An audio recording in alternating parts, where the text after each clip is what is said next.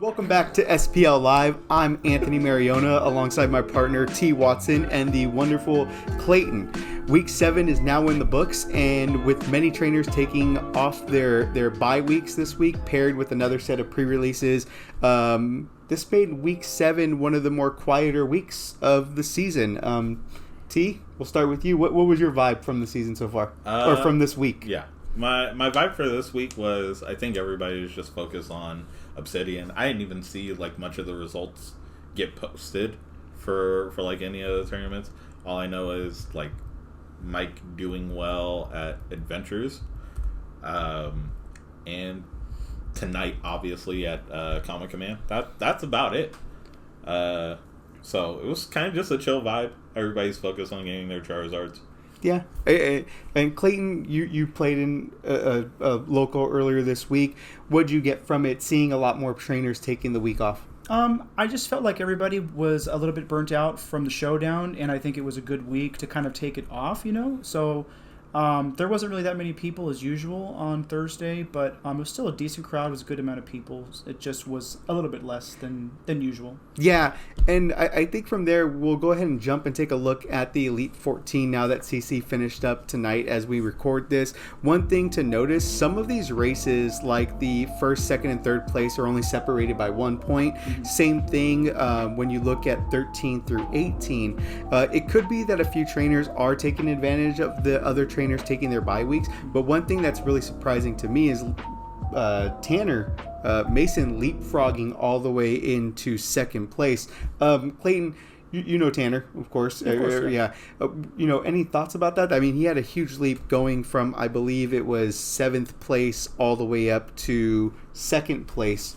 That's pretty big in a week. Yeah, I would say so. Tanner's a very good player, and he obviously plays a very good deck.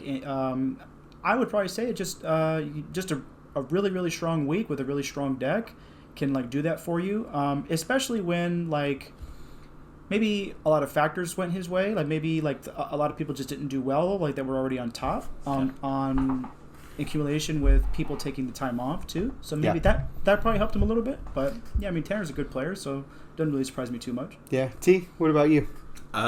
Same. I didn't play at all this week. So of course he's there. that's what I have to say. Yeah, but I mean, the fact is Tanner's been somebody that's been very consistent throughout the season. Mm-hmm. He did dip a little bit the previous week, but to jump from 7th to 2nd, bypassing who Luke, Dylan, Chris Davis, and some of the pushing a lot of people, Terry. Any thoughts on how big of a week he had? Once again, I didn't see any of the results, so I didn't even know. I didn't know until we got here. So, but like Clayton said, Tanner is a really good player. He does play really strong decks.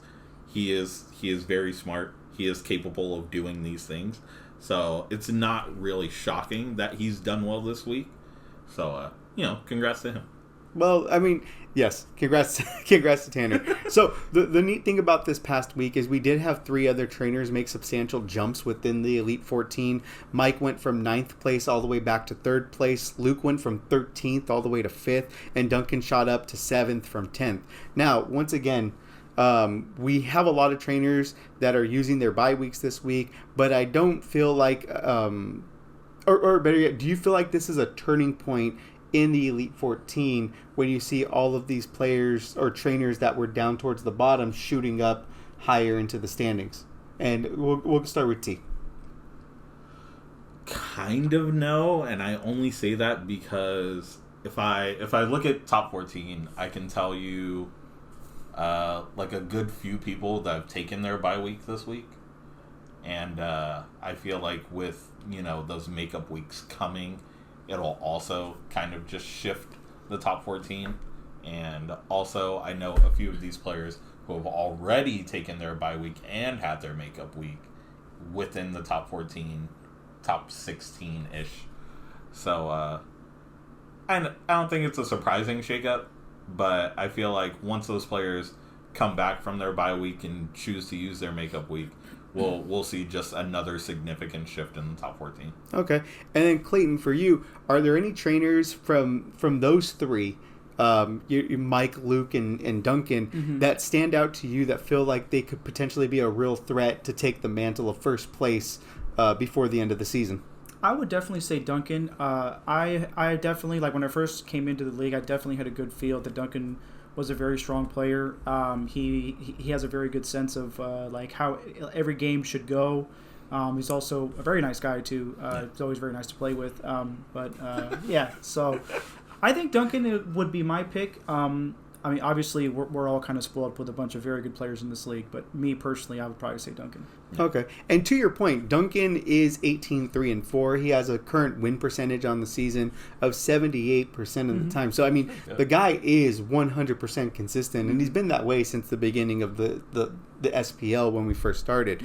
And that type of performance and consistently definitely is the thing that leads to a lot of wins, which is something that we see from the top trainers, you guys both included, week in and week out. Now, I don't want to skip over some of the other trainers, Terry, Luis, AJ, Clayton, yourself, Titus, Tyler, and Apai.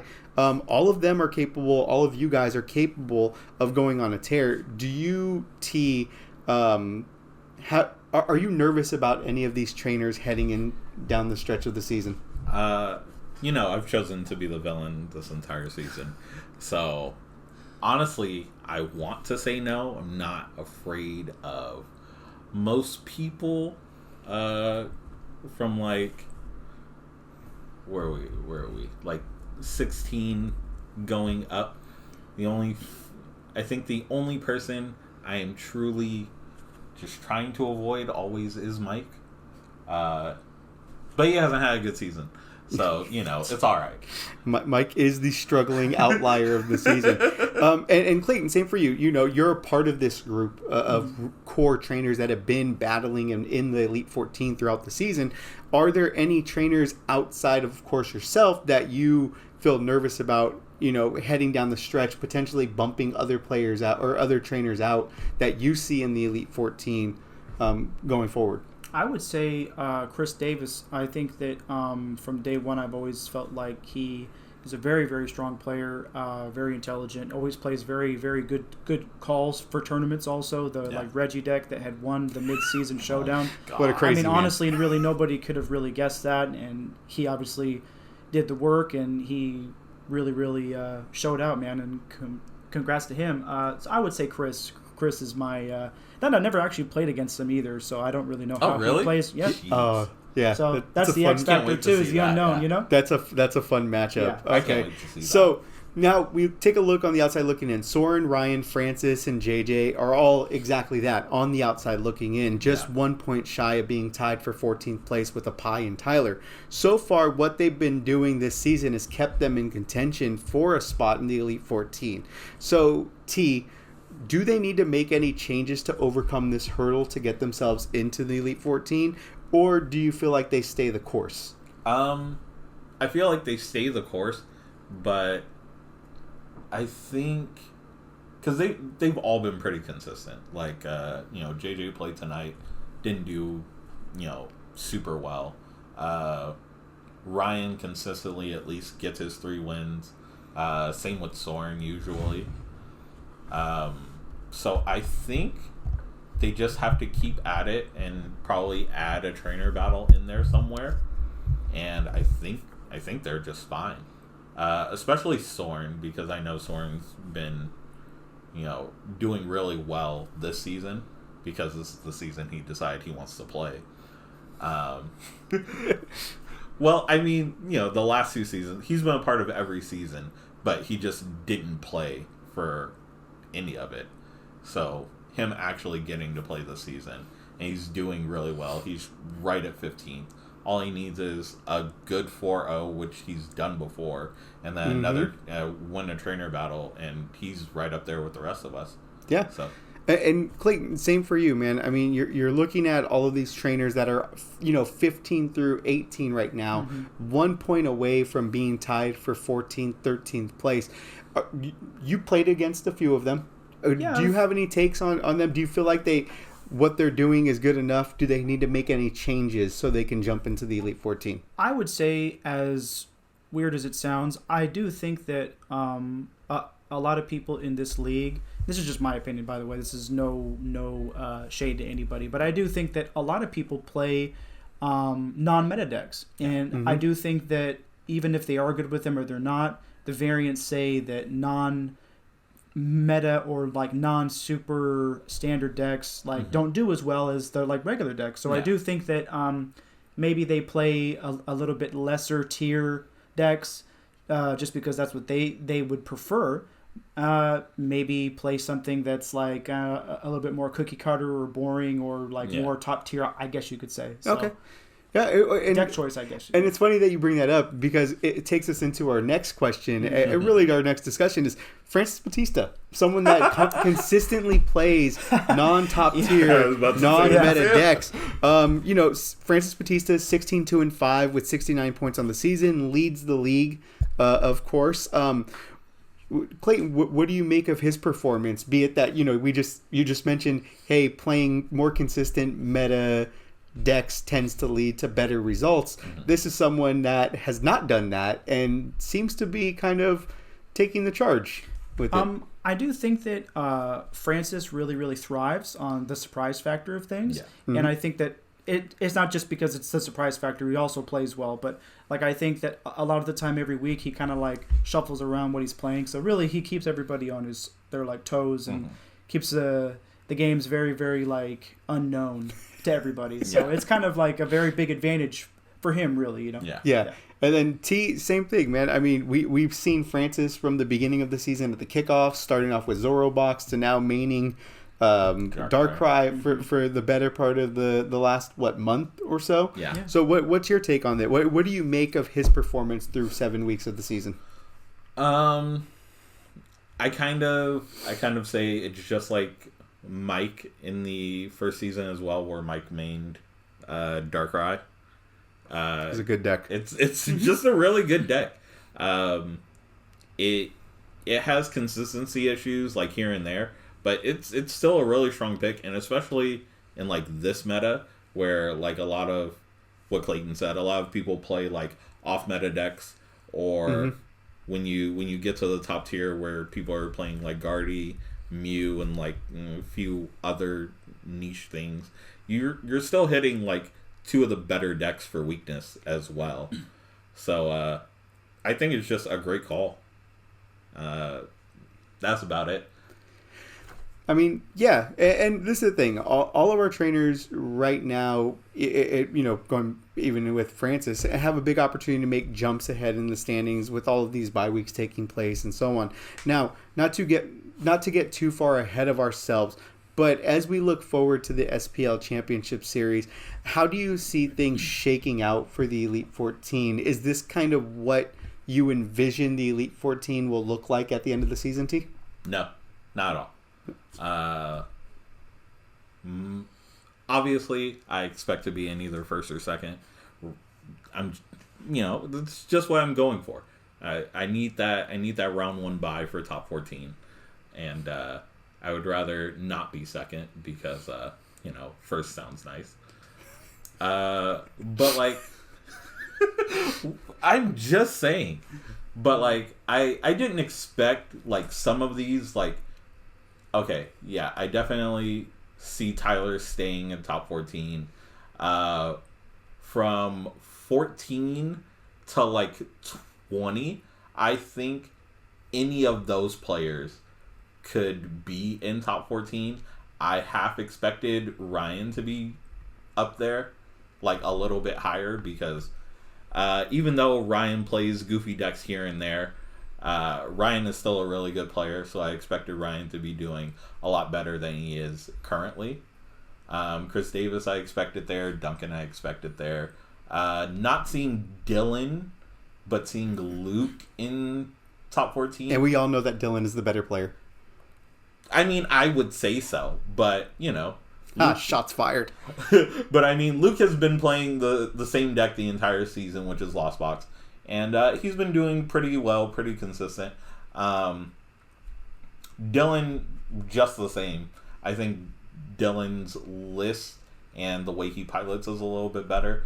But I usually expect to see both of them because usually it's both of them. Yeah. You know what I mean? Clayton, expected. Same. Top 5. Shout out. No, I gave a shout out. He's my surprise trainer. He's doing me right. But I expected a couple of people that are on the outside looking in to be in top 14, and not seeing them there is kind of surprising.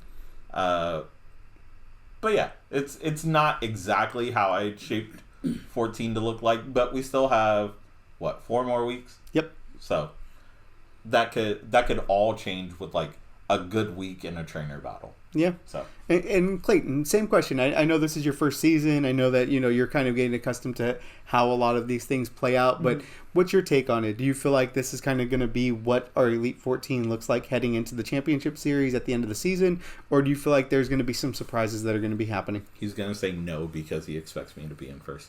No, but to be honest, I actually think that this will roughly be what I think should stabilize as what's in the top 14. Me personally, I already missed the opener, so I just kind of am just kind of hoping for the best and just stay in that the top 14. But for everyone else, I do think that it probably won't really shift too much because of the 2 days that you get back from taking back the bye week. Mm-hmm. So I do think that myself taking this week off and other trainers, I do think that we can really jump ahead the following week after this week coming up. So I actually think it'll probably stay right around the same, maybe a switch here or there from 13 through 20 maybe, but I think relatively the same. Yeah. And I am going to throw my 2 cents in on this. I believe that a lot of this can change. If people aren't willing to do trainer battles to risk some points to gain some advantage, I think that this is going to be what we're going to see looking forward into the championship series. Now, if people start taking risks and trying to earn more points based off of trainer battles, then that's where I think a shift can happen. Yeah, but to kind of finish it out, I definitely feel like the biggest changes are going to happen 13 through 20. Yeah. That there's such a large player or trainer pool right there separated by 1 point. It just something has to break. One bad week and that entire thing shifts. Look, I'm saying watch Francis come back after Matrillo? After going to see Paramore. Watch Francis come back and run through everybody. Oh, gosh. And him take 14. I'm just saying. We'll see what's up with that. So, that's it for now. We'll go ahead and get into our next segment, which is called SPL Trainer Pass, where we sit down with a trainer in the Elite 14 to catch up and get their takes on the current SPL season. Now, once again, today we are joined by Clayton. Thank you for sitting down and coming in and being a part of SPL Live. How's it going? Great, man. Thanks for having me. Oh, no. Well, it's our pleasure. Now, looking at the current standings and seeing where you're ranked among the current trainers in the league, how are you feeling about your placement in the Elite 14? Honestly, I actually feel like I was pretty proud. I feel like I did pretty good in the showdown. I did pretty good the tournament prior, but so I'm actually really happy with it so far. It's my first league with everybody. I can't obviously expect the best. Obviously, I'm only human, but I feel like I'm good enough to where I can challenge everybody and stay in the hunt. And it's been a great experience to me. I mean, meeting all of you and everybody has been so awesome to me. It's been very nice. It's been I've been friends with all these people before. It's been a very welcoming experience for sure. And this man's being humble. He's 16-6-2. He has almost a 71% win percentage. Being his first season, he didn't play in the kickoff. He had one hell of a run in the midseason showdown. Yeah. So he's just being humble right now. I think he has high hopes for himself, as he should. Yeah. Now that we're past the midway point of the season, we start to see more and more trainers taking their bye weeks, right? This has been a big thing coming off of the midseason showdown. How would you describe the grind of the 11-week schedule, and what have you done to make sure that you don't burn yourself out? Because it is a lot trying to maintain and keep pace with everybody throughout the season. To be honest, I've always been a very look what's ahead type player. I've always really loved theory crafting and always staying on top of what's hot tech or what the deck of choice is. I've been on water since day one. You could probably ask anybody. I was trying to shout to to everybody about Chen Pao. Recently, I've been playing Palkia because I do think it is a little bit more of a consistent deck, and it's been doing me very, very good. And I've been sticking by water the entire league. So for me, staying stress-free, I just think that taking this bye week is going to be really good for me. I put a lot of pressure on myself. I hold myself to a very, very high standard. Not just because I think I'm better than everybody, but me personally, that's just who I am. Yeah. And I want to win just like everybody else does, and I'm just as competitive as everybody else. So, I just try to stay on top of my game, stay sharp, and do my best every game. Yeah, no, and that's kind of what we see is the trainers that are able to take that step back from the game, kind of look at it from a different perspective, but take those breaks, are usually the ones that kind of don't feel as burnt out towards the end of the season. At the end of the day, 11 weeks straight of playing with, once again, there's 7 locals total that we run in a 6-day span. It's a lot of pressure, and you want to keep pace with everybody. But yeah, it's a huge part of maintaining your sanity for the most part. Now, if you glance at the Elite 14, you notice that there's a lot of talented trainers up and down the standings, Of right? course, yeah. Mike Moreno, last year's champion, won both the Points Cup as well as the championship trophy. Chris Davis, the Season 1 Points Cup champion. And then we have our very own T. Watson, who hasn't won anything yet, but has been in there in the mix at the end of every season. Do you look at anyone in the Elite 14 and try to emulate their play style or gain insight on the way that they build decks to give yourself ideas and how to improve your own play style? I think that the great thing about card games is that everybody has their own style and take on things, especially when it comes to deck buildings, because a lot of the time there isn't always going to be a supreme perfect 60, and I think that that's what individualizes people, is putting their own take on a deck. I've tried to make Chen Pao broken since day one. I can't, so I switched decks.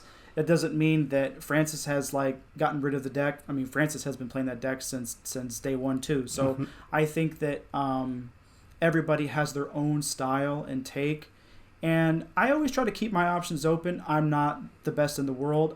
Obviously, I can make mistakes too, and I love learning in general, and I love watching people play. It actually makes me better, as a person, and there's a lot of really, really good players in this league, first and foremost. So I think always watching how everyone plays, their turns or their cards or their deck choices, it's always very important to always kind of keep an open eye for everything. Yeah, and I'll say this, just from my experience of playing with you for the time that we've gotten to know each other, is one thing I always respected is when we sit down together and we play, you've always been really open about your opinion on things, and you've never been rude. I've sat down with people that I played with, and they'll tell me I misplayed, but they're not necessarily the most polite about it. Yeah. And when that happens, of course, you're a competitor, it rubs off on you in the wrong way. But sitting down with you and certain people that kind of I put in that stratosphere, it's always nice sitting down because I feel like I'm learning something from people that have more experience, and you've always been like that, and it's nice to know that you still have that humbleness about you to where you sit there and you go, I love watching other people play because it helps me, gives me experience, and it's really nice. So yeah, like you said, we have a great community, a lot of really, really neat people that have a lot of know-how. T's one of them who I've also learned from, but yeah, no, that's pretty neat. Now, going into the last question, simplest one of all. This being your first year with the league, right? You're new to a lot of what SPL is. Has there been anything that has surprised you, or is the league different than what you may have expected it to be? Actually, I would have to say that it's been a little bit better than what I even could have even thought about. And I'm not saying that just because I'm here. Me personally, I've always competed first. I've never really been too dedicated to the local scene, and I think that Anthony has really, really opened my eyes that I can have just as much of a competitive surge with the local scene, and it being really, really interactive with everybody. You're obviously a very good ambassador. You keep everybody well informed, and I just think that it's actually been very, very, very pleasant that it feels more than just a local scene. It's actually playing for a world championship invite or something. You know what I mean? It still feels like there's a lot at stake. It still feels like I need to play great every week because there is something on the line. Yeah, and I appreciate you saying that. Like, ultimately, the thing is I appreciate you giving me a shout out on that too. I always look at it as this is more about the people in our community than anything else. It's doing right by everyone and giving them an experience that a lot of us don't always have the ability to go and do, right? Regionals isn't always necessarily the easiest thing. I have a wife and 2 kids. I know other players in our community have the same thing. Other people have full-time jobs and responsibilities. So to bring a small portion of that stress and that fun was always been the thing that made it so appealing to me. And be it that I've sat down with everybody. I have a great relationship with pretty much everybody in the community. And the one thing that I know about all of us, even though we all come from different walks of life, is we are all extremely competitive people. Yeah. Like, I've sat there and I've lost at locals and I've been pissed. Yeah. But I've never been so mad that I can't stand anyone. And that's when it realized, like, this is a fun group to be a part of. Yeah. And, you know, what me and T and Mike and the rest of the community, because it hasn't just been us 3, it's been everybody pulling their weight, pitching in, giving ideas, and you know, just supporting the league, that's made this thing so much fun. And it's really nice, be it that you're someone that's coming in the 3rd season of our league, first time with you, and you get to get that vibe, and that's the vibe that you get. That actually makes me really, really happy about that. So that's awesome. very, very cool.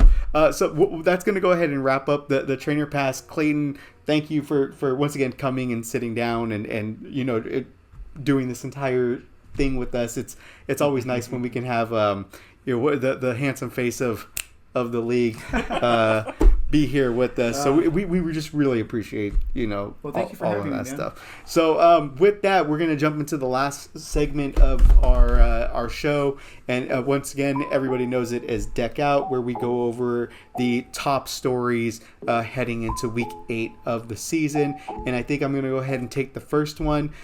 Just so everybody knows, the championship series once again is going to be held on September 17th for the Elite Four. We are going to have an additional tournament called the SPL Award Show, or Appreciation Tournament for all of those that are kind of, you know, hearing both names, as well on the 17th of September. And that one's going to be free for all of the trainers that didn't make it in to the SPL Championship Series. Now, what we are trying to do once again is see if maybe possibly doing a potluck where everybody can bring food, we can laugh, we can joke around, we can watch some really, really great matches, stream some stuff, and eat some good food. So keep that in mind, put it on your calendar, don't forget it, very important day. From there, I'll go ahead and kick it over to T with the next story. All right. SPL dice. If you haven't gotten yours, we still have pink ones available. 2 for $8. Find Mike because he has all of them, I believe. Yes. But we have the new teal ones coming in end of August. The new teal SPL dice will be in. If you haven't seen the image of them yet, beautiful. Am I going to put them on screen? Yes, please and thank you. I'm going to put them on screen. He's going to put them on screen. So, yes, they're beautiful. When they come in, be sure to get yours, because if you don't, I'm going to take most of them. Same here. So moving on from there, guys, we have a new trophy that's going to be presented at the award show. It is the SPL Trainer Battle Cup, presented or brought to us by Ultimate Spice Gaming. So huge shout out to Brian for sponsoring that one. This is going to go to the trainer that wins the most trainer battles throughout the season. So at this point, we're going to go ahead and calculate all of that up. And at the end of the season, we'll go ahead and present that at the award show to the trainer with the most wins. Now, please keep on trainer battling so we don't give it to Mike. Yes. That's the only thing that I'm going to what we ask. need. Yeah, because that's the most important thing. Or keep beating Mike in trainer battles. Yes, one of the please. two. He did lose this week Yes. as well, so keep that up, guys. You're doing a great job. And then I'll kick it over to the last one with T. All right, last one. Voting will start taking place after week 8. So please be on the lookout. Check your emails. We will be voting on different awards for the award ceremony on the 17th. So just keep checking your emails. We should have them out relatively soon. So that's all. Bear with us and vote for me. Yeah, or someone else. But either way, that's Vote going to for wrap Pedro. up SPL Live for wrapping up Week 7. We really appreciate your guys' time. Take care of yourselves, and we will see you all at Locals. See ya. Peace. We did it.